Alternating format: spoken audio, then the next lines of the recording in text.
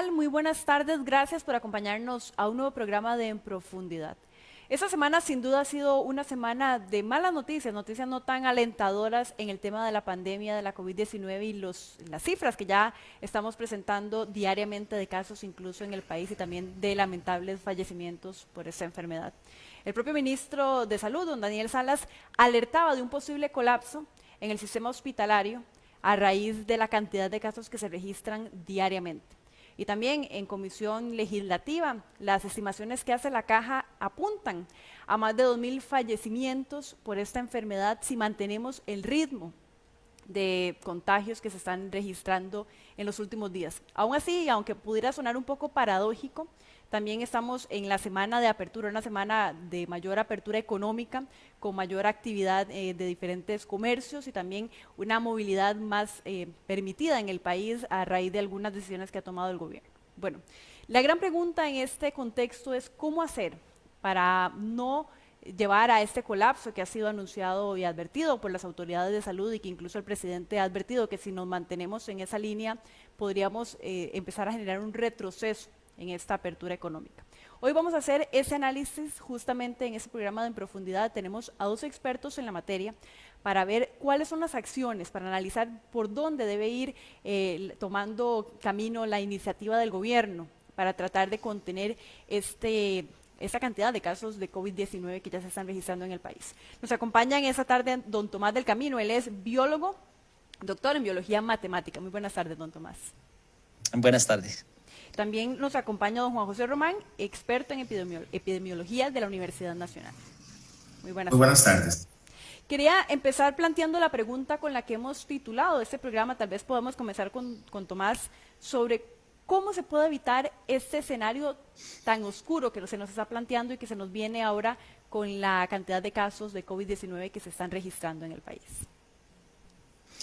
Sí, bueno, una cosa que hay que tener claro es que definitivamente COVID es un virus que ha tenido un impacto a nivel de población excepcional y totalmente nuevo con respecto a lo que habíamos experimentado con otras epidemias.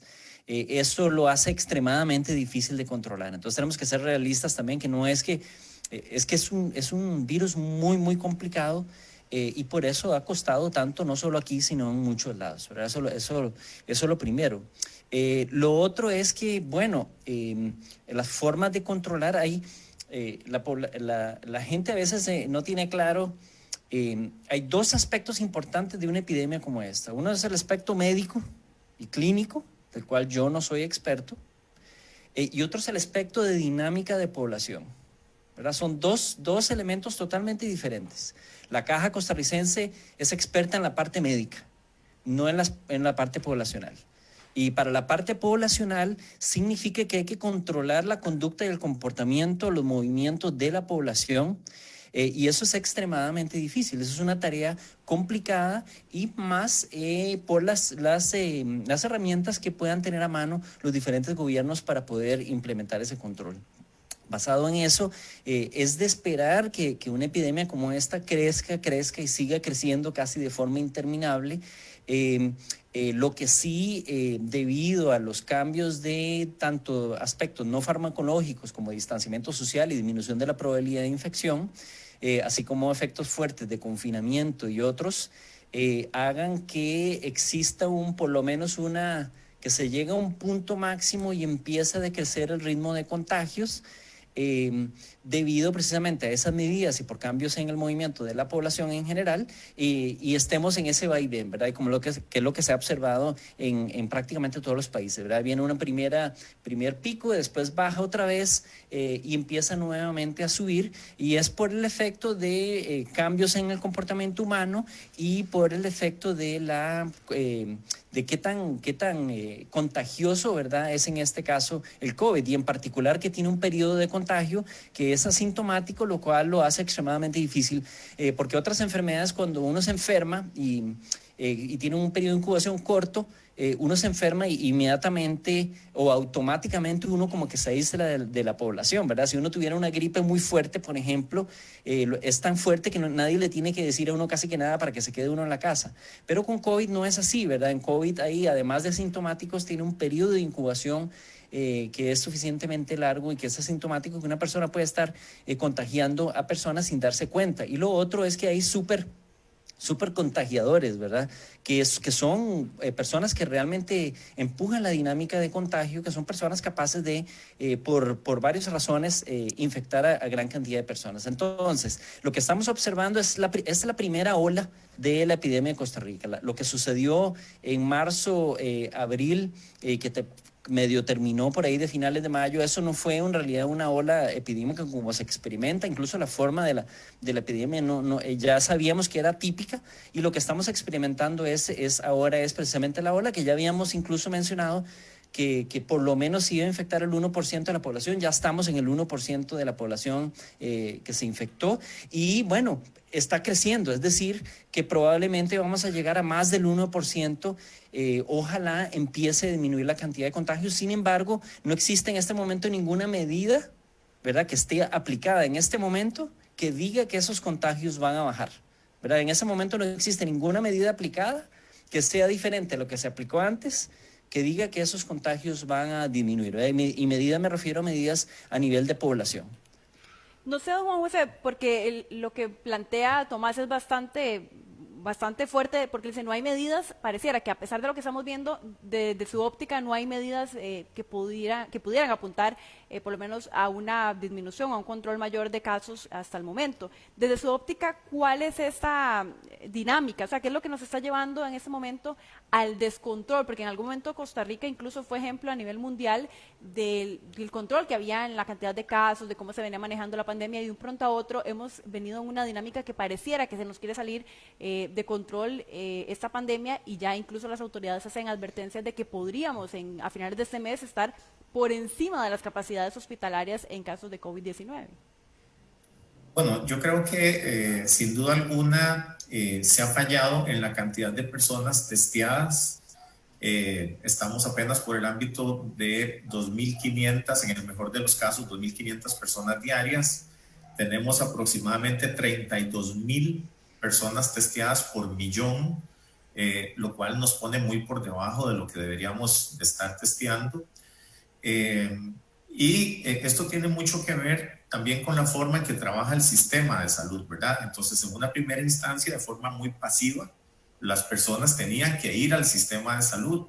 El sistema salió un poco tarde a hacer la búsqueda activa y se ha concentrado en estas poblaciones, en estos distritos, digamos, donde está más caliente la tasa de contagio. Entonces, pero en el resto de la población, que también es importante hacer el testeo, ahí se ha fallado. Entonces, de hecho, nos hemos casado con una única prueba, con el RT-PCR, que es costoso, que requiere de que sea personal especializado, entrenado, los que tomen las muestras y que tengan cierto tipo de proceso, mientras que hay otras pruebas que son más sencillas, pero igualmente con la misma capacidad diagnóstica, que se han dejado de ver y entonces no se han utilizado. Eso es muy importante. Y la otra es que no aprovechamos el tiempo en esos primeros 90 días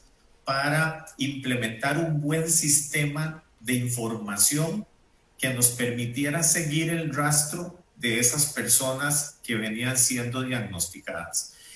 Don Tomás estaba hablando del 1%. Yo me atrevo a decir que en este momento podríamos tener un 3% y si no un 4% de personas contagiadas en Costa Rica, o sea que ya han tenido el contagio o que lo tienen en este momento. ¿Por qué? Porque en realidad la cantidad de pruebas es tan poca que estamos apenas viendo la punta del iceberg.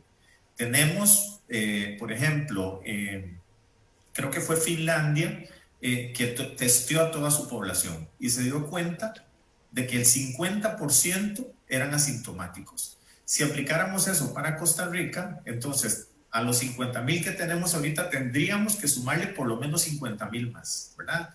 Eso ya nos pone en un poco más del 2%.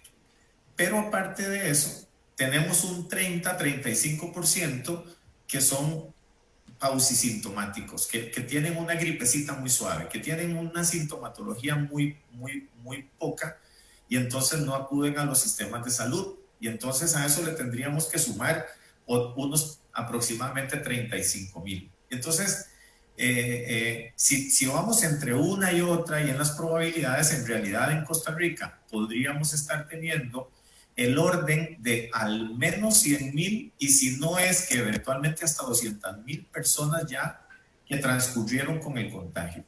La parte buena de todo esto es que a pesar de haber tenido todos esos contagios, los que han llegado a hospitalización son relativamente pocos con respecto a los contagios. Pero, ojo, ahorita tenemos, y en esto Tomás es muchísimo más experto que yo, tenemos un engañoso RT de 1.2. ¿Y por qué es muy engañoso? Porque estamos en 1,300 casos.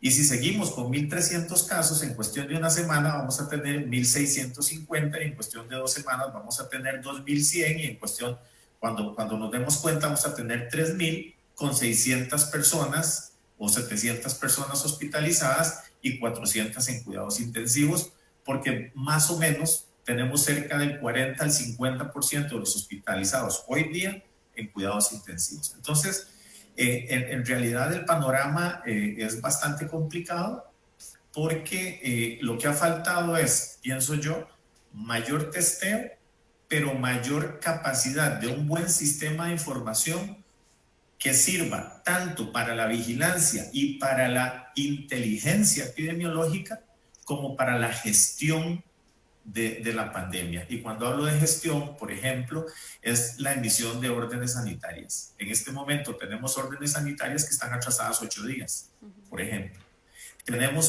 Prácticamente tenemos un porcentaje de recuperados que anda por la mitad de lo que debería de ser. Tenemos un 40% recuperados cuando deberíamos de andar cerca del 75%. Y esto ocurre precisamente porque el sistema de información se quedó absolutamente rezagado y no funciona para lo que debería.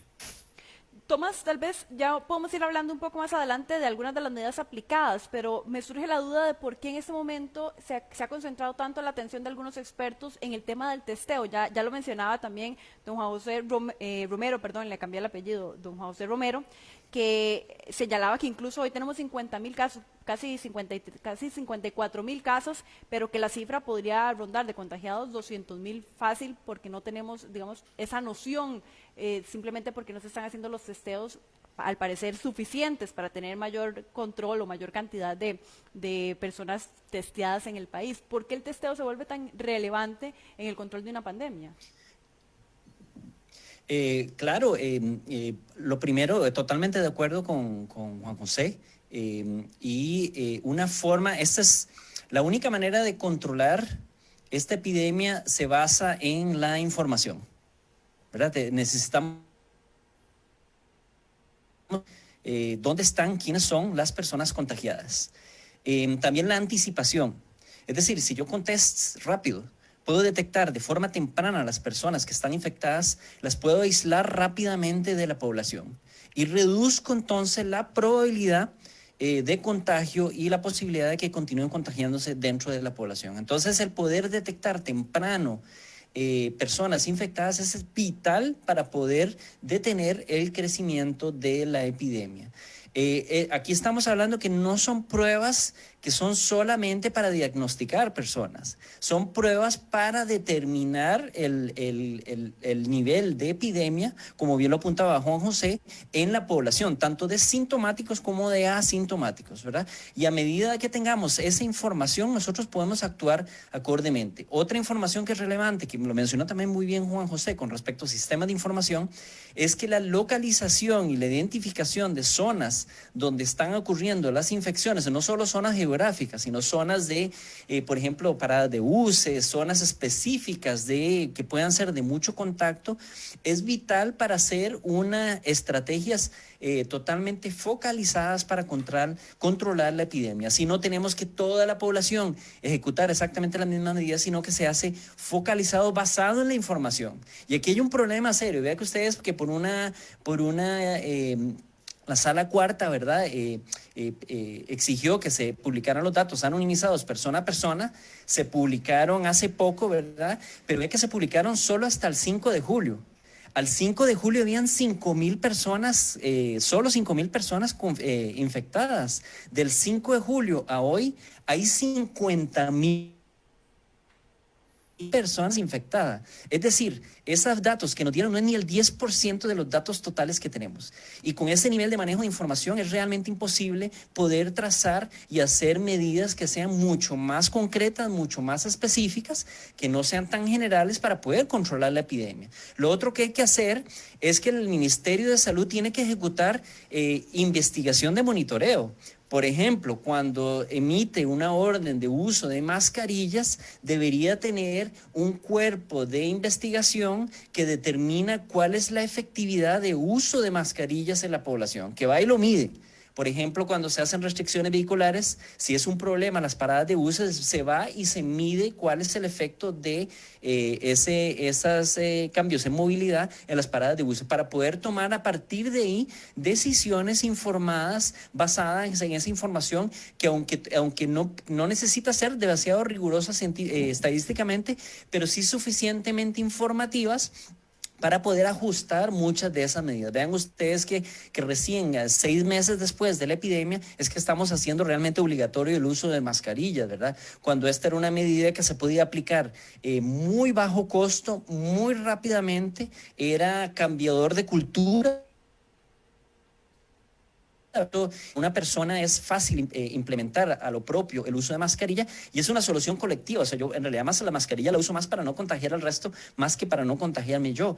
Y entonces de esa manera hubiéramos podido tener probablemente un efecto. Yo creo que el efecto mayor que tenemos de un pequeño bajonazo que hubo después del primer supuesto martillo, yo creo que se debió mucho más al efecto de las mascarillas que al cambio en movilidad de automóviles, ¿verdad?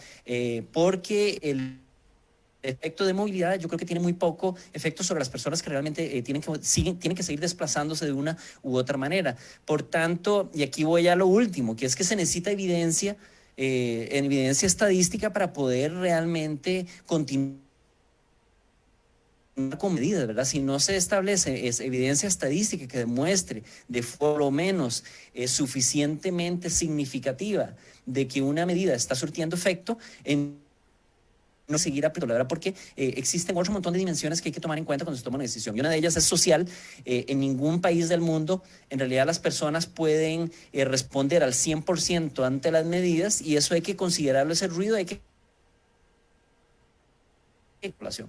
Entonces, definitivamente, el testeo masivo me permite anticipar, me permite obtener datos sobre las diferentes situaciones en que se dan los contagios y me permite determinar cuántos asintomáticos existen, me permite potencialmente determinar el efecto de los superinfectivos, etcétera, etcétera, etcétera. Entonces, esta es una guerra del COVID, es una guerra de datos más que una guerra médica. La guerra médica la estarán haciendo los que están construyendo tratamientos antivirales y vacunas. La guerra de datos y la guerra de información se basa en cómo obtenemos esa información, cómo vemos esa población que está potencialmente infectada y cómo esa está pasándola a otros sectores de la población. Juan José, con base en este señalamiento sobre todo el testeo masivo, quería leer o compartir uno de los comentarios que nos dejan acá en la plataforma de Giovanni Alonso. Él dice, datos para modelar, es imposible testear a toda la población y me parece que se trata más bien de un diseño de muestreo inteligente. ¿Cómo se puede diseñar en el país un muestreo de este que menciona Giovanni, de muestreo inteligente? ¿Cómo se puede hacer este muestreo? Porque no es tampoco salir a testear a toda la población, porque también hay un tema de recursos que también es limitado. Por supuesto, yo creo que don Giovanni apunta súper bien, ¿verdad? El testeo inteligente tiene que ver que primero tenemos que establecer estratos, ¿verdad? Entonces, tenemos que identificar en dónde hay distintos tipos de estratos y una vez que los tenemos ubicados, pues entonces tendremos que hacer la modelación necesaria para identificar no solo la cantidad de personas a muestrear, sino el tipo de muestreo que tenemos que aplicar allá. Inclusive, por ejemplo, podríamos utilizar en las zonas más calientes, sí, ahí utilizar, vamos a ver, ya sea una muestra de hisopado por persona o un tubito de saliva, si es que algún día se implementa la prueba en saliva, o en otros lugares en donde aparentemente hay más baja incidencia, se puede utilizar inclusive muestreos con procesamiento por pools de muestras. Y entonces con eso aumentamos todavía muchísimo más la cobertura, ¿verdad?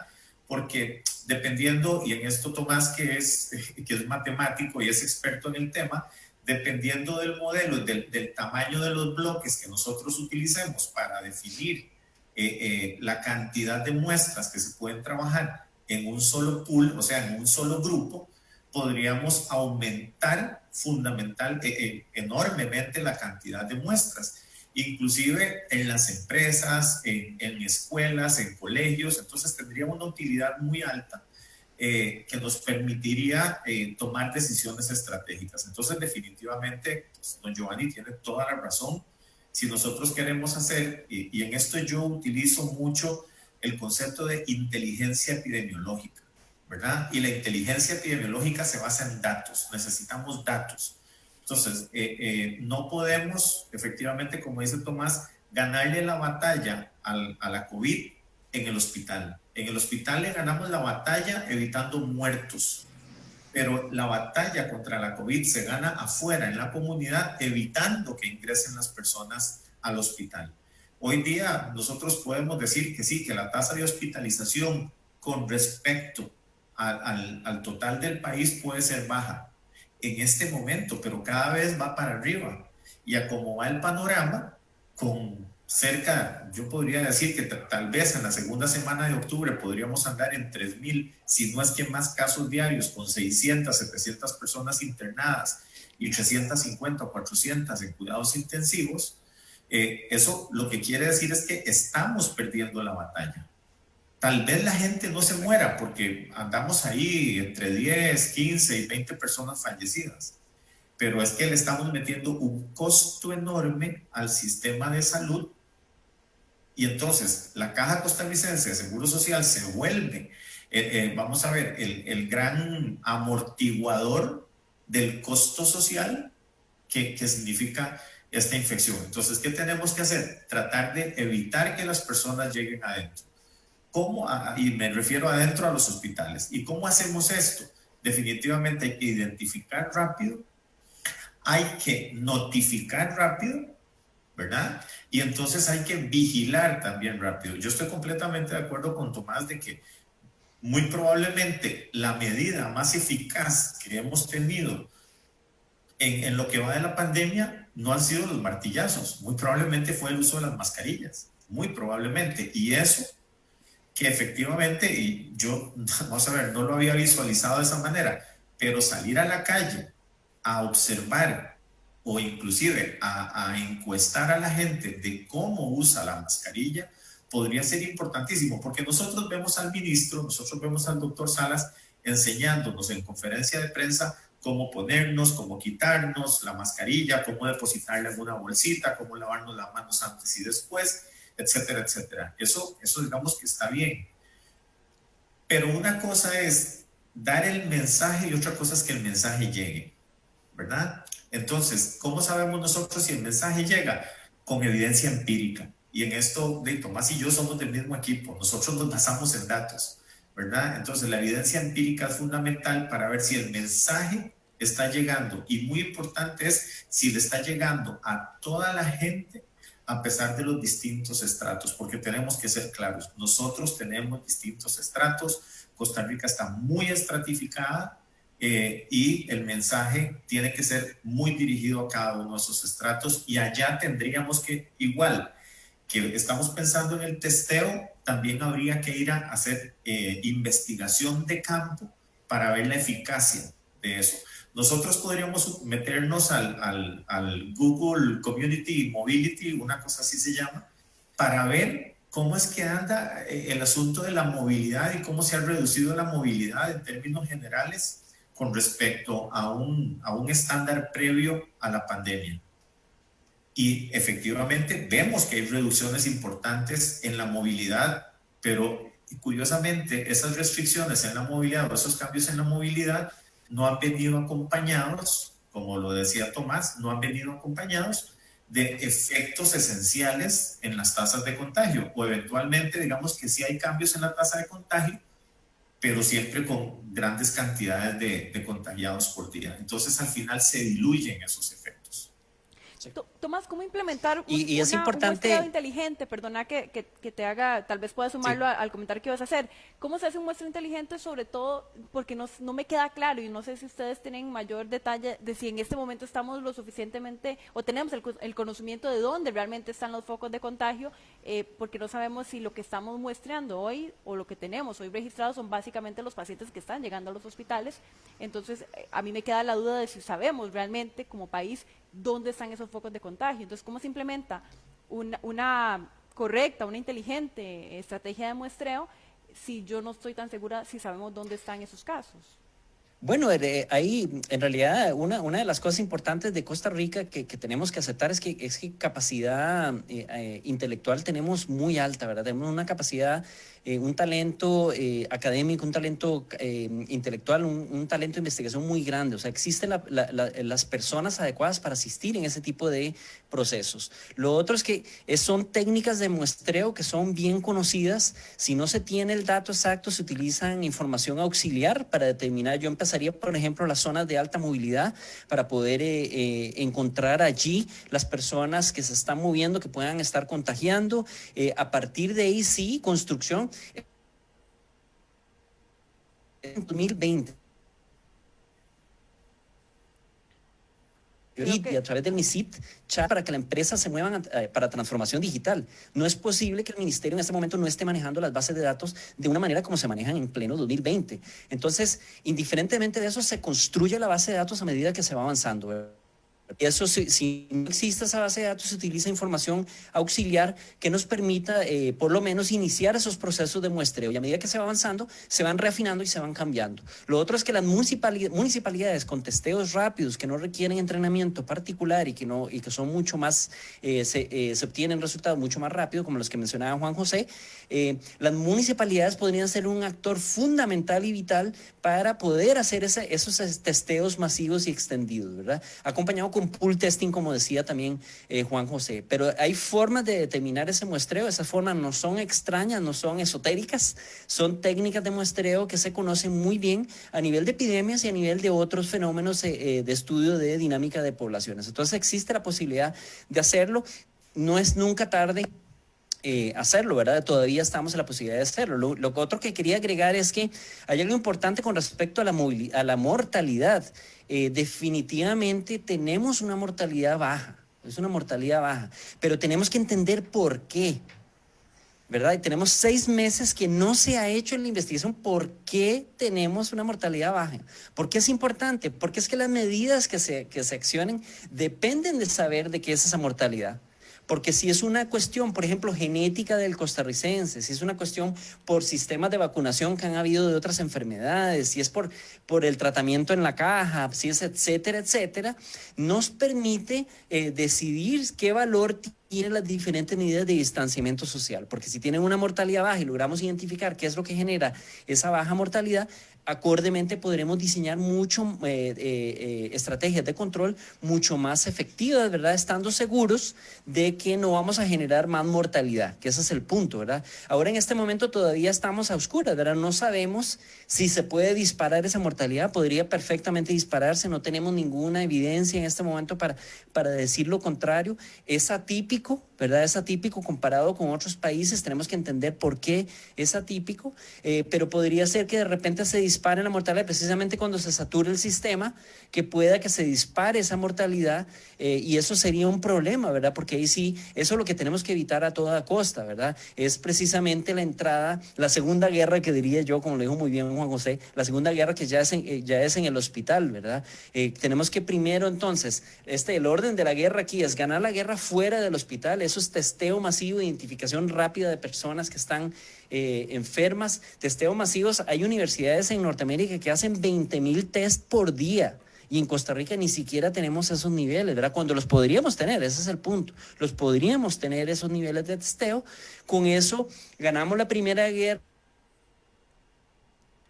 Tenemos procesos de contagio rápido, desacelera el proceso de la tasa de hospitalización para la Segunda Guerra, que es donde ya viene el suero convaleciente, donde vienen otras técnicas, ¿verdad?, que puedan ayudar a controlar a las personas. Sé que probablemente el tratamiento en hospitalización tiene mucho que ver con ese proceso de mortalidad, pero tenemos que identificarlo definitivamente clara para poder a partir de ahí diseñar mucho más reafinadas estrategias de control de la epidemia. Tomás, también en este punto, porque vos decís, tenemos los recursos y tal vez haya habido una de las principales dudas en todo este tema de si se hace o no muestreo porque los recursos son limitados. Vos incluso señalabas que hay forma en el país, incluso a través de una tecnología desarrollada por la Universidad de Costa Rica, el país podría tener un sistema, digamos, que le permita tener estos muestreos masivos. Sí, totalmente. La Universidad de Costa Rica está muy avanzada en eso y nosotros hicimos una propuesta directa a la Comisión Nacional de Emergencia y a la Caja, donde estuvo involucrada personas de tecnología precisamente en la Universidad de Costa Rica. Hay que verlo así también. El costo económico de no hacerlo es extremadamente alto. Por tanto, cualquier inversión en este momento en sistemas de testeo es importante. Y el pool testing, incluso con PCR, con otras técnicas, es algo que deberíamos haber hecho desde ya, ¿verdad? Porque permite, en el peor caso hacemos el mismo número de tests, pero en el mejor caso podemos reducir a 1/10, ¿verdad?, la cantidad de test utilizados. Entonces, probamos 10 personas, si no nadie está infectado, solo gastamos una prueba en 10 personas. Si hay personas infectadas, en el peor caso es que los 10 estén infectados y tenemos que entonces aplicar 10 pruebas. Pero vean qué bien, ahorraríamos una gran cantidad de test, podríamos hacer test en zonas donde todavía no ha llegado. Y otro es ver el fenómeno de movimiento espacial de la epidemia, ¿verdad? Porque nosotros sabemos que se movió a cierta velocidad desde el norte, a cierta velocidad desde el sur, por tanto debíamos saber, esa velocidad nos permite anticipar qué tan rápido va a llegar ese frente, ¿verdad?, de infección a ciertas zonas y estar preparados en la llegada, ¿verdad? Entonces aquí es anticipar. ¿Cómo se anticipa? A través de tests masivos y de análisis de información, tanto estadístico como computacionales, como de modelos matemáticos. Por ejemplo, Santiago Núñez, que es un colega mío, que hemos hecho varias propuestas al gobierno, el modelo de esta Universidad de Illinois y en el condado donde está la Universidad de Illinois. Y gracias al modelo de él, pudieron calcular exactamente cuántos tests tenían que hacer, cuál era la expectativa de infección a partir de esos tests, y el modelo estaba pegando pero al clavo, ¿verdad? Y de esa manera se pudo planificar con anticipación el inicio de clases en una universidad. Aquí y lo último que querría agregar es que la clausura de clases el año escolar tuvo un impacto importante en la movilidad del costarricense. Mobility. Hay un bajonazo muy fuerte en el momento que se cierran las escuelas y colegios, ¿verdad? Eso, por tanto, y universidades. Eso se tiene que mantener, yo creo, y eso tiene un factor extremadamente importante en la movilidad de las personas. Eso lo debemos mantener, y yo creo que eso, las mascarillas y algunas otras estrategias que yo creo que se tienen que implementar, podrían ayudar a disminuir. Por supuesto que muchos me dicen, bueno, pero es que la gente no hace caso, que etcétera. La gente va a hacer el caso que haga. Eso no es una cosa de regañar, ni es una cosa de que esto es una parroquia donde yo puedo obligar a los feligreses a que hagan algo, ¿verdad? Esto no se trata de eso. La población va a responder de una manera, y esa manera viene mucho de la idiosincrasia, de la cultura, de la estructura de la sociedad. Yo tengo que jugar con esa información. Así responde el costarricense. Bueno, tengo que diseñar mis estrategias basadas en esa respuesta que el costarricense. Y si la tengo que modificar, esa cultura, entonces genero las campañas necesarias para modificar esa cultura y cambiar esa posibilidad, para que el ciudadano y ciudadana como tal también tenga un efecto importante sobre el control la contención de la epidemia. Juan, hoy sabemos dónde se están generando esos casos, muy al raíz de lo que dice también Tomás. ¿Se sabe dónde se están generando? Porque en algún momento, cuando inició todo el tema de contagios, obviamente venían del exterior, después empezamos a ver unos focos en algunos cantones, después se desarrolló todo esto en zonas un poco más vulnerables. Hoy hay claridad en el país de dónde están dónde están creciendo más aceleradamente los casos nuevos de COVID-19. Bueno, yo tendría que decir que aparentemente sí. Yo no podría meter las manos al fuego para decir que exactamente sí. Vamos a ver. Tenemos claro las zonas vulnerables en donde definitivamente hay una alta tasa de contagio. pero también tenemos, vamos identificando algunos otros focos que se salen de esos lugares. Entonces, por ejemplo, el CCP nos ofrecía, el Centro Centroamericano de la Población de la Universidad de Costa Rica, nos hace un recuento de los distritos en donde la tasa de contagio es más alta en las últimas semanas, ¿verdad? Ahora, esto es a partir de los casos que están siendo diagnosticados. Si a esos casos que están siendo diagnosticados son los que son o son aparentemente los que son, es un poco complicado saberlos. Ahora, la otra, digamos, la otra cosa que es importante para nosotros es que en efecto, la información que estamos obteniendo es la que obtenemos del sistema de salud. O sea, los infectados llegan al sistema de salud, el sistema de salud los capta. Las personas enfermas llegan al sistema de salud, el sistema de salud los capta y entonces tenemos inclusive los internamientos. Y por eso se utiliza el criterio de los internamientos como uno más para establecer zonas naranja o zonas amarillas, junto con el riesgo relativo cantonal y otras cosas más. Entonces, aparentemente, digamos, podríamos decir que podemos tener muy claro en dónde sí. El problema es que no tenemos claro en dónde sí también, o en dónde no del todo.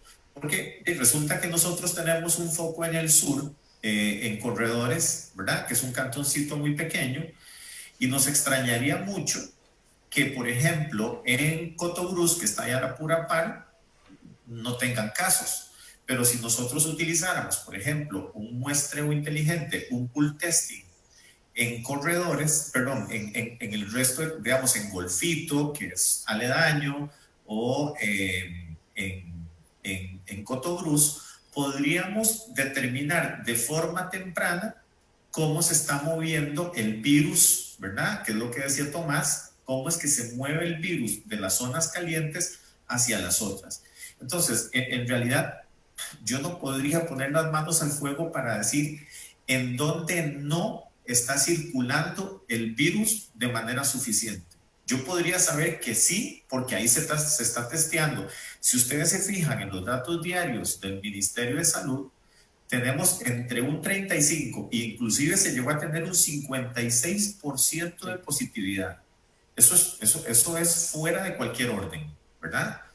¿Qué quiere decir eso? Que si se tomaron 1.500 muestras ese día, salieron 800 muestras positivas. Eso sale de cualquier orden. ¿Pero por qué sucedió eso?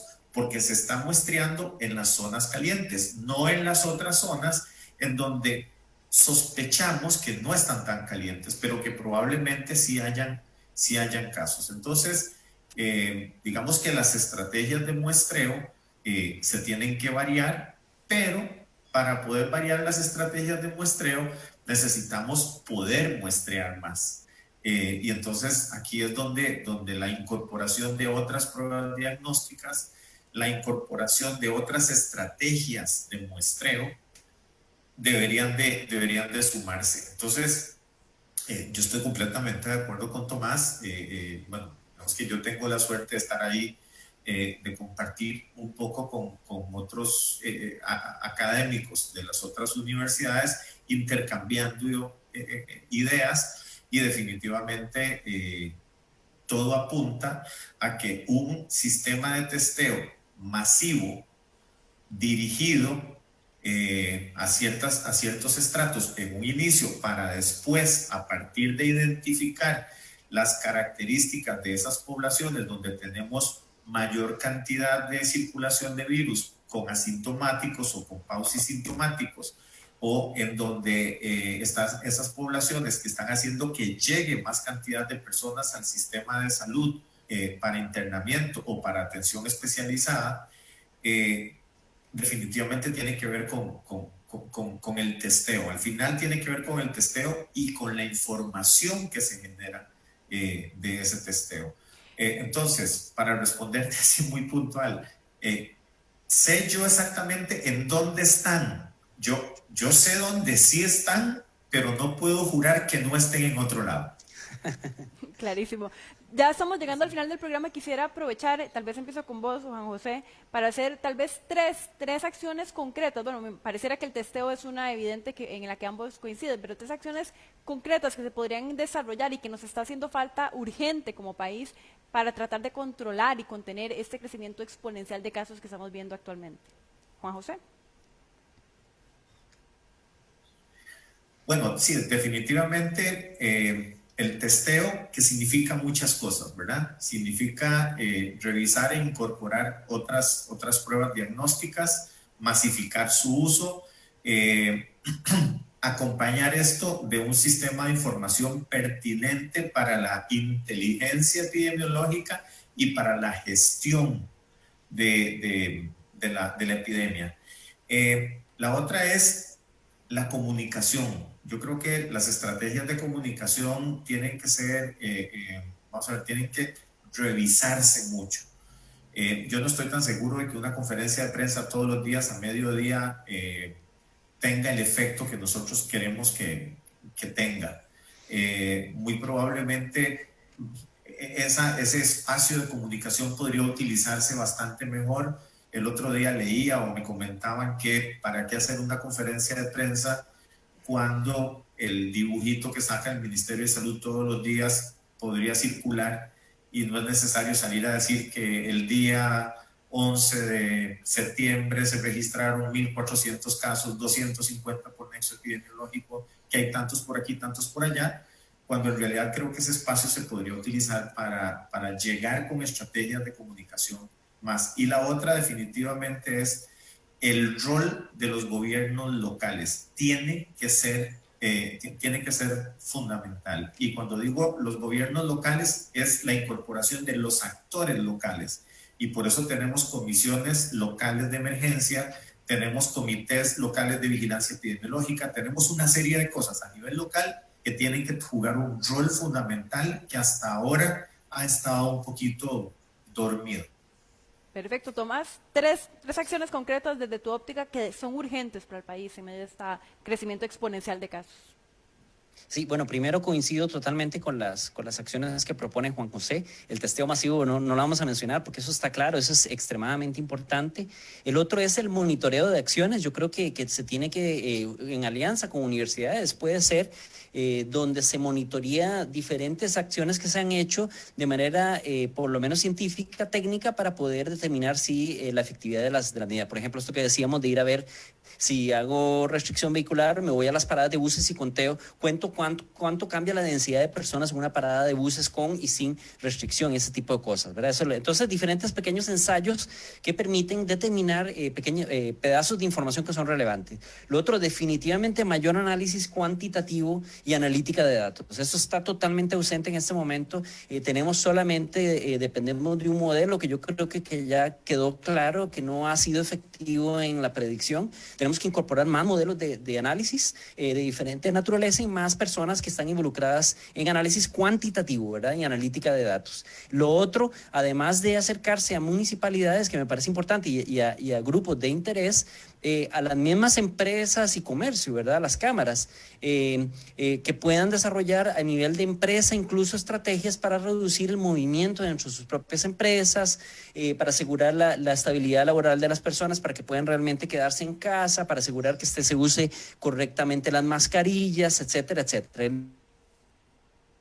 El mismo INS, por ejemplo, tiene un programa que es para asegurar que las personas no tengan accidentes cuando van al trabajo. Bueno, debería haber un programa similar para el uso correcto de todas las medidas de distanciamiento social, de contacto, disminución de probabilidad de infección, confinamiento, etcétera, en el lugar de trabajo, y que estas empresas puedan propagarlo a su cuerpo de empleados para poder ser mucho más efectivo en estas estrategias. Entonces, yo creo que existen otro montón de acciones, pero yo creo que esas serían muy importantes.